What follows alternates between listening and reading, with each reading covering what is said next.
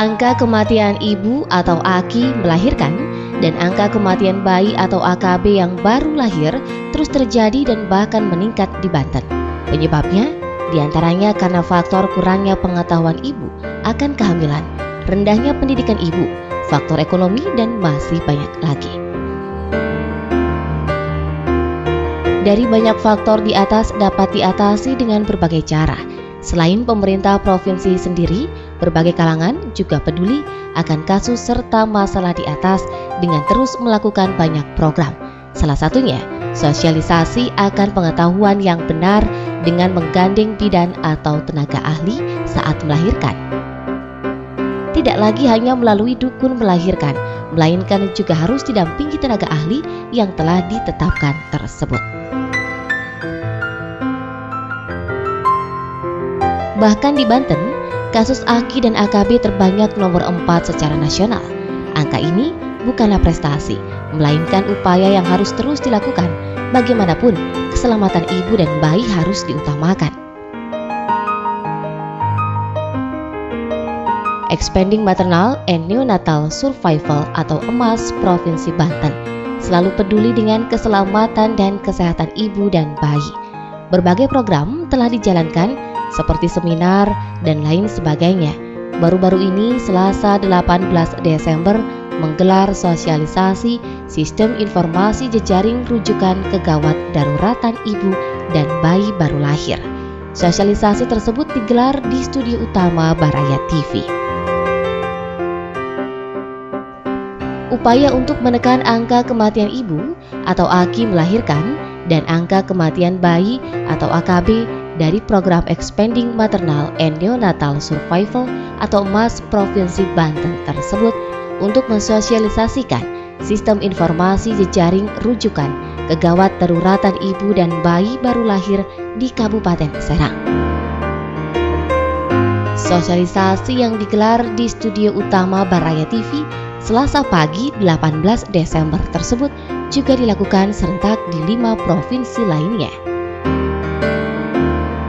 Selain di Banten, sosialisasi SMS jejaring yang diberikan kepada para bidan dan perwakilan 10 puskesmas di Kabupaten Serang ini dilakukan serentak di Jawa Timur, Jawa Barat, Jawa Tengah, Sulawesi Tengah, dan Sulawesi Utara melalui telekonferensi. Sistem jejaring itu di mana ada proses perputaran data dan informasi. Ini pun berarti harus ada standarnya, ada protokol perputaran data. Ini pun harus dicek. Apakah semua aplikasi yang ada sudah menggunakan protokol pertukaran data yang standar? Gitu. Kemudian nanti akan ada caranya melalui SMS atau telepon dan nomor. Jadi ini dia, telepon, handphone, kemudian nomor-nomor itu semua harus ada datanya juga harus jelas, sudah dilihat, sudah diakses. Kemudian juga nanti ada yang namanya sistem informasi gerbang aspirasi pelayanan kesehatan publik, ya, di mana di situ harus dikembangkan sistem yang bisa menampung dan mengolah aspirasi melalui suatu mekanisme yang terstruktur. Mekanisme terstruktur ini pun kita harapkan betul-betul terstandar dan nanti kita cek bahwa mekanisme ini jalan atau tidak, gitu. Dan kami ucapkan selamat kepada Provinsi dan Kabupaten Belitung, Jawa Barat, Sumatera Utara, Banten, Jawa Timur, Jawa Tengah dengan 10 kabupatennya.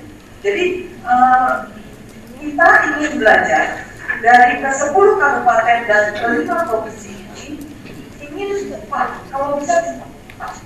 Secepat apa? Karena kalau bisa ini bisa kontribusi untuk BPJS 1 Januari 2014. Dan kalau bisa ini nanti kita akan petakan sehingga nanti manajer di tingkat kabupaten maupun provinsi bisa mengetahui fasilitas kesehatan yang mana yang ready, available dan ready.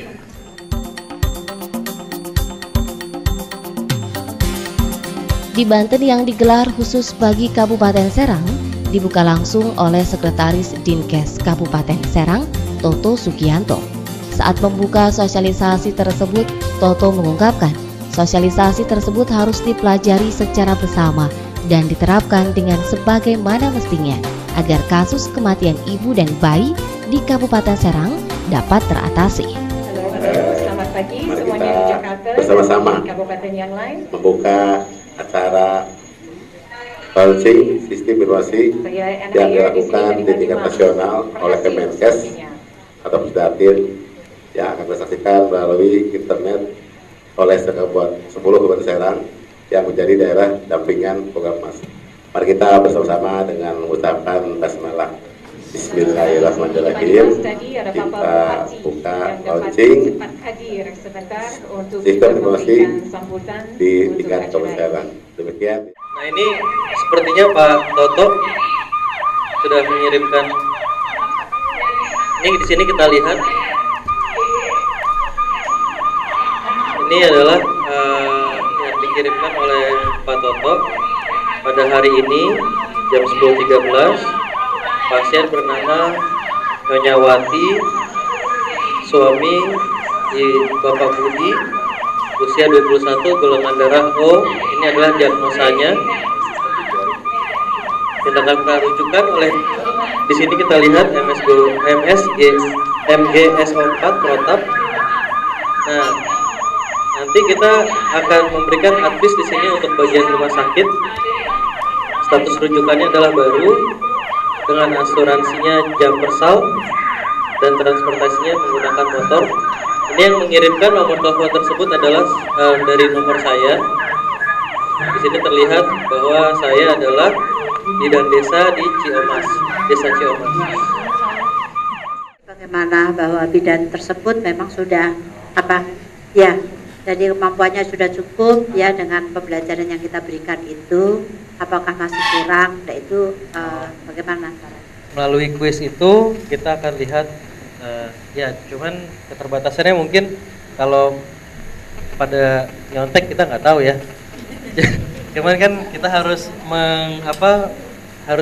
encourage mereka untuk bahwa ini adalah kebutuhan peningkatan skill mereka sendiri dengan benar, berapa yang tidak, dan dari situ akan ada peningkatan setiap periodnya.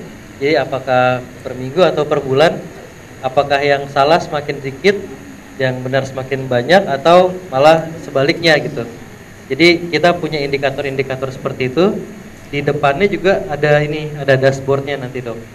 Jadi dari sekian bidan berapa yang salah, berapa yang benar untuk jawaban untuk pertanyaan A, lalu pertanyaan B, dan mungkin nanti ketika pertanyaan sudah jadi series pertanyaan, ada 10 pertanyaan mengenai PEB yang sebelumnya diikuti oleh materi PEB itu